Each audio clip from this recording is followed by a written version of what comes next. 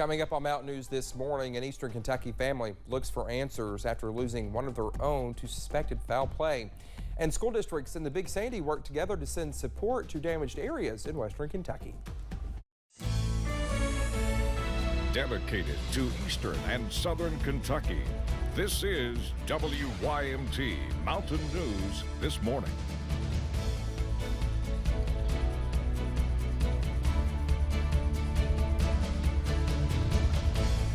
Good morning to you on this Wednesday at 6:31. I'm Dakota Makris, and we've made it halfway through the week. And let's head over to Brandon for a look at that weather. Brandon, that weather is just like you and me. It's scattered everywhere. I mean, you know, it's 50 in some places, cold in others. So it's just like you and me, just everywhere. It's a little bit all over the place, that's for sure. This morning we start with our cameras, though, over toward Norton on US 23. You can see a little bit of traffic going, but dry conditions and very mild conditions. 46 in Wise, but 28 just down the road, one county over in Jonesville, 52 in Monticello, 50 Pikeville, 49 in Jackson, but 39 in London, 37 in Hazard, 39 in Ashland as well. 66 this afternoon, a very mild day with southwest winds and sunny clouds. A few clouds tonight. We'll drop into the 40s for overnight lows. Dakota? All right, Brendan, thank you. Well, a Letcher County family is grieving the loss of a mom and a grandmother. 82-year-old Lois Adams was pronounced dead in her home Sunday by the Letcher County Coroner's Office. Kentucky State Police say foul play is suspected in her death. Her niece says the family is looking for answers as who could have been responsible. Her children hadn't heard from her that day, and they went to her home and checked on her, and they found her. Like I said, she was sassy and feisty, and she rode four-wheelers, and she was the best. Her visitation begins at 6 o'clock this evening at the Letcher Funeral Home. A well-known Eastern Kentucky optometrist has died. The University of Pikeville, Kentucky College of Optometry announced that Dr. Gerald Combs died Monday after a long illness. The primary eye clinic on U Pike's campus was named in his honor in 2019. He was a former KOA Optometrist of the Year and president, and also served his community in many different roles, including Knott County Little League president from 2002 to 2012. Funeral arrangements have not yet been announced. The Big Creek Volunteer Fire and Rescue Department in Clay County lost its longtime chief, Elmer Jr. Sparks, after a battle with COVID-19.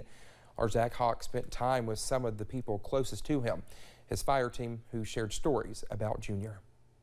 The Big Creek community mourns the loss of Fire Chief Jr. Sparks with a candlelight vigil.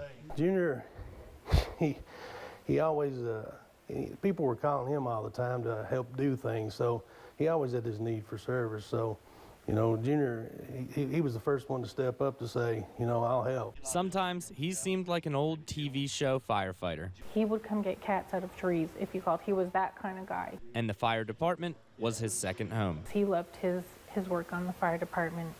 He's a good Christian guy. He always dedicated his time and service to the fire department. And he just, I mean, we was all family here, and we all love one another. A family that could have a good time. Oh, he was a joker. He was always teasing us. Oh yeah, he never grew up. I mean, he was a kid all the time. He was also quick to help outside the department. Me and my brother needed a babysitter. He was in. So he was always cutting up with the gang here, but he was the leader. Regardless, when it come time for a leader, he was it. Which leaves large shoes to fill. He'll want somebody to fill those shoes and try to be the leader that he was. It's going to be hard. It's going to be hard to find somebody to do that, but I think there's great people here in this community that's going to step up. That's what he'd want. Leaving a community and a fire department to honor and remember a fire chief's lifetime of service. In Clay County, Zach Hawk, WYMT Mountain News. A public viewing will be held Saturday at 6 p.m. at the Britton Funeral Home in Manchester, followed by a funeral service on Sunday. Well, with recent threats and school shootings, educators and those who work alongside them are working tirelessly to ensure students are safe in the classroom. Executive Director of the Kentucky Center for School Safety, John Akers, says a big part of harm prevention happens outside of the classroom. It is important for parents, guardians, and mentors to ensure kids fully understand the legal consequences that come with negative actions. they need to tell these children that, hey, don't do those things. It's against the law. It's a Class D felony if you terroristically threaten the school. Well, he says that parents, guardians, and mentors must be vigilant about what kids are saying to one another. If you hear something that is off-putting, it is best to reach out to someone and report it. Operation Unite was awarded $15,000 that will be used to provide financial support for transitional housing. Our Jade Saylor spoke with them about how impactful this can be. Operation Unite is helping those in need of financial support for transitional housing. When someone completes a residential treatment program, they've kind of been in this bubble while they've been there, and for them to leave straight from there and go right back home often can lead to things that they're just not quite ready for. The application opened on November 29th after the organization was awarded $15,000. This funding will help to actually bridge that gap between residential treatment and them actually going back home. So it really just helps prepare them more. 19 applications have already come through, proving the need of this funding. I've seen firsthand a lot of people that have went home and then came back because it was a little bit harder than what they thought it would be. Courtney Maynard at Operation Unite believes Kentucky is at the forefront of fighting the drug epidemic. Most states do not have a call center like ours, and it's just so needed. We've had over 5,000 individuals call and get resources through the call center during our time active, and it's increasing every day. And we've really seen that increase as we've offered the transitional housing assistance. The organization believes transitional housing can be the difference between failed or successful recovery treatments. It's so important that these people who are seeking help, who want to be in recovery for the rest of their lives, that we offer that full continuum of care. The chances of relapsing are much lower for people that have transitional housing. In Prestonsburg, Jade Saylor, WIMT Mountain News. Well, the grant could help anywhere from 45 to 60 people. If you are interested, you can call the Kentucky Statewide Call Center staffed by Operation Unite at 833-859-4357. Several school districts in the Big Sandy and across the region are working together to send support to Western Kentucky as cleanup and recovery efforts from the last weekend's deadly tornadoes continues. Several school districts from the mountains are taking up donations to lend a hand, stuffing buses in the 15th and 16th region with water, food, toys, and more, asking communities to step up for their neighbors in need. And we really focus on our students day to day, but the longer I'm in this job, the more I see superintendents say, it's about all of our students, and we want to help everybody.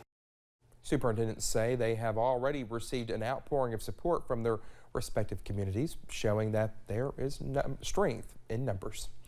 Now, earlier this week, we told you about a semi-truck picking up donations in Perry County for tornado relief over in Western Kentucky.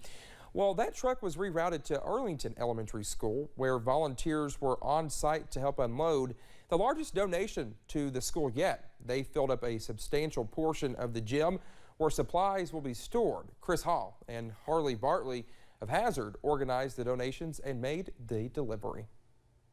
It helped out a lot. Perry County, the people of Arlington and Hopkins County are very grateful for everything that you all had gave. And they really wanted me to give this to you all to thank you for everything, and that it will never be forgotten. Hall is organizing another donation drive called Helping Rebuild with Santa on December 21st at Perry County Park from 4 to 7 p.m. Toys for Christmas will be a focus of the drive. Other important items are listed on our website.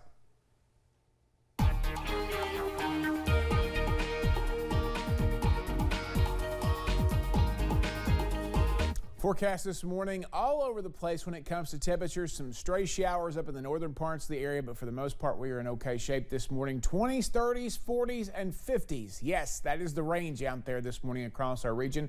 Out the door forecast, we are going to stay dry today, but we are going to climb into the upper 60s, mid to upper 60s, I should say, with some warm southwest breezes, a mix of sun and clouds. So get out there and enjoy this last mild day before things start to get a little bit more soggy toward tomorrow evening. Dakota? All right, Brandon, thank you so much. Well, the time is 6:40. Still to come here on Mountain News this morning. If you think you've had COVID without having solid test results, well, you just might be right. Find out more when we come back.